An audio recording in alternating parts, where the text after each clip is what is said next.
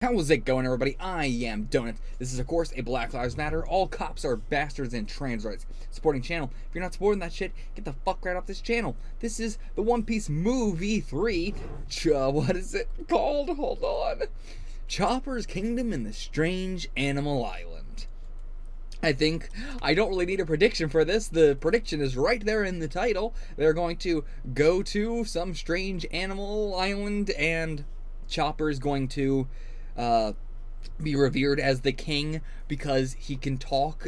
I guess, he can communicate between all the animals. That's my guess. All right, let's jump into it. If you want to see it, check it out in the description below. Everybody can get it for free. It's synced up. You know how it goes.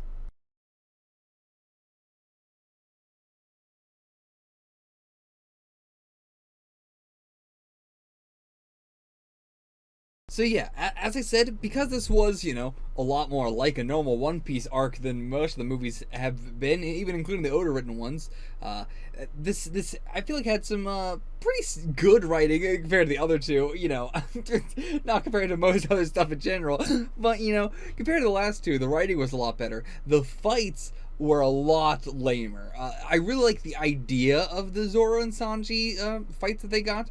But yeah, I think just the fighting, the actual fighting, regardless of the why they were fighting and everything like that, the fights itself, not interesting at all. Almost everything in this movie was, we're just gonna get beat up a ton and then we're gonna hit them once. And, not like we're gonna hit them once and they're gonna get defeated, but just, we're gonna, like Chopper, just gets beat up the entire movie, does one hit, and then it gets beat up again, and then that's it. And it's like, okay, well, did I want to watch an hour movie to see Chopper do one attack?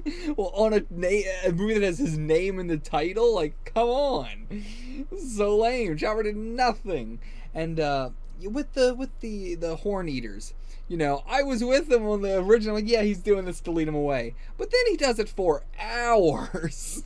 And, like, if his plan was to trap them like Usopp and Nami and everything, how did he know that was there? How did he, like, Nami did the calculations for it. He didn't do the calculations for it. He was kicked away before any of that came up. So, like, what was his plan? To just, did he think he had more stamina than them? Clearly not.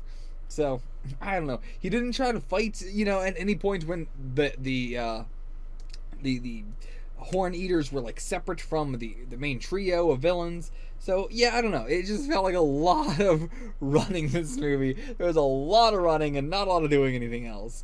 Especially because the Zoro and Sanji fights it's like they started, relatively early for a movie. Usually we're saving all the fights to the very, very end so that way they can all just happen simultaneously, which is also kind of annoying when that normally happens. But those Sanji and Zoro started their fights relatively early, and then they just kind of got their ass beat for, a while until they could do one attack that won the day. And that sort of fighting is never interesting. Sometimes even Oda-written movies do that, and it's just not interesting when the characters, the entire movie, just all they do is one attack, and then they win, and then it's like, okay, well, I just watched 2 hours for that. Not a great thing.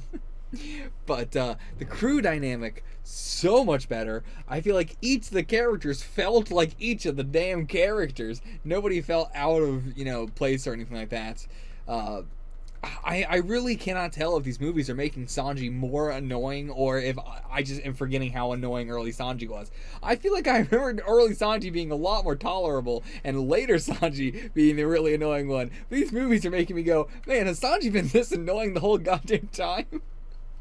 It was a cool look for Sanji in the movie, though. I'll give him that. Having the Mr. Prince glasses and all that.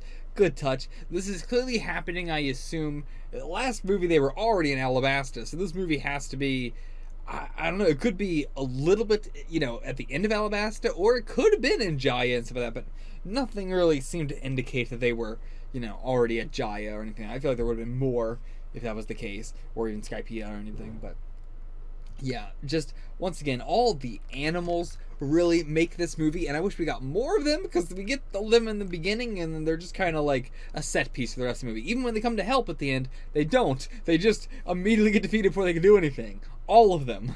So, yeah, that's a bit of a disappointment. The animals are the strongest part of this movie, and they're not really a big part of it at all, They're part of the plot, but the animals themselves don't really do anything. and we don't really get a lot of explanation for it. Like, why are those two animals the only ones who can talk? I don't fucking know. No explanation. Why do these animals not eat meat? I don't know. I can assume it's because of this horn sort of thing, but then by what it turns out to be in the end, it doesn't seem like that.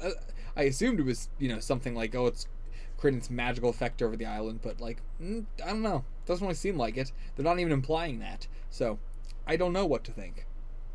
And yeah, so many of the animals are like Pokemon reskins, it feels like, or I've seen them in like one of them just looked like creatures of like a Magical Girl series, or the rooster dog. I know we have a rooster fox maybe or whatever. I know we have 100% seen that on the island with Gaimon. I actually thought there was going to be more like crossover. I thought they were going to get lazy and have a lot of those, but I only noticed the one. Just the rooster fox is the only one that's like was for sure on. I just said it, Gaimon's island, but the rest, yeah, and the like elder bird person, I don't know their name, I can't remember it.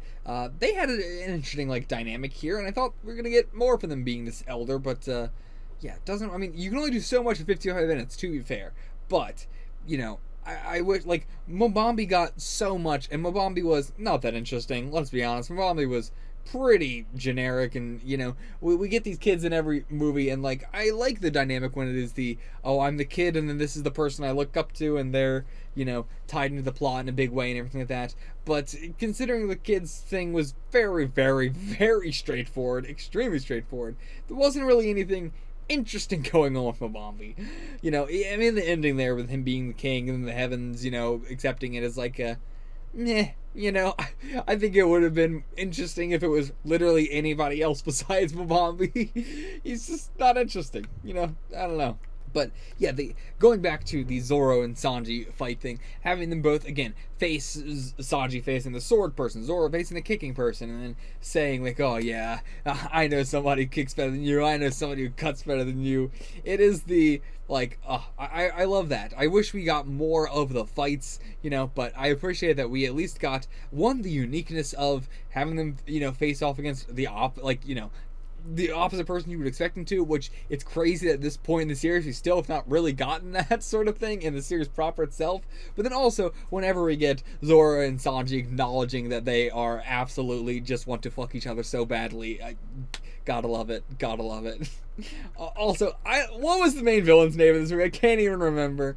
But what was the, like, we don't get to see them do anything power-wise, and nobody, tries to fight them in any way. Like, it's not even Luffy. He tries to in the sense that he is going towards him, but whenever he is in the same place as him, Luffy immediately loses all ambition to fight him for some reason. And, yeah, like, all we see is the violin thing. We never see him do anything physical or otherwise in any way that would make him seem threatening or scary or anything. Like, it's even his lackeys who are the ones taking off all the horns and everything, so there's not really anything for us to be scared about. And then he transforms and it's like, okay, well, this is interesting, but I'm not even looking at this as the same character anymore. Honestly, why was Mobambi didn't need to be in this movie? I think if they took out Mobambi, like the whole plot with Mobambi and his father and all that, really, it didn't need it, Could have taken him out of this movie entirely, and the movie would have pretty much happened the same way. We would have had more time for other more interesting things, like more fighting or the animals doing literally anything of importance or explaining anything. Even if the animals had exposition or something, anything. Give me more animal slice of life island stuff. Like, we didn't get any of that. We didn't get any of what their life was like here. But yeah, the writing was better. It was a fun time, but in all honesty, probably my least favorite out of the three movies. Just because, like, it's very, I'd rather just watch a One Piece arc. Whereas with all the other movies, I'm getting something very unique. Even if it's bad, I'm getting something really unique. This one's just like too mediocre, too middle of the ground. The animation is also like that as well. It's shiny, it's good enough. It's, it's mediocre. It's whatever. There's like one good scene where Luffy tried to like punch the main villain when he was in his, giant form or whatever, and that looked good. And then Luffy got like thrown away. That was the only part of the movie that really looked really good.